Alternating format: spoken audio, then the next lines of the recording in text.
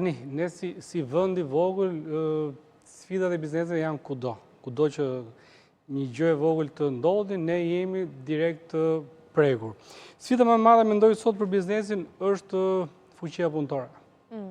Nuk e di nëse i prekët pak më parë këto, apo jo, po është fuqia punëtore. Ne diskutojmë edhe së bashku, sepse më duhet pa diskutime dhe opinioni juaj. Fuqia punëtore është një problem i madh, jo se nuk ka fuqi punëtore, por nuk ka dëshirë. Dhe unë këtu po rritën breza që s'duan të punojnë. Ja, shikon që na e çove diskutimin në një nivel krejtësisht të ndryshëm nga ai që po diskutoni më herët. Çfarë po ndodh domethënë me të rinjtë e sotëm? Faktikisht nuk janë vetëm të rinjtë, po janë dhe pjesë pak më të mëdhenj që duan para por nuk duan punë. Dhe ky është problemi sot.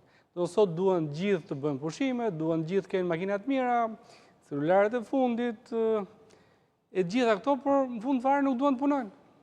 Do ne shikojmë sot lokalet... Pra çështje kulture pune, po më thuar vi? Kultura pune, aty është problemi më i madh sot tek ne.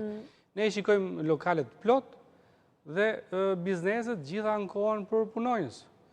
Ankohet ndërtimi, po marr pak sektorin ku ne jemi. Patjetër, po. Ne jemi sektori i ndërmjetësimit pasurive të palujshme, ka nevojë për shumë agent kualifikuar, apo vinë dhe nuk duan mësojnë, po thjesht duan para. Nuk duan punojnë, duan para. Dhe ky është një problem i madh, mendoj. Nuk fitohet ai shkollaj leku.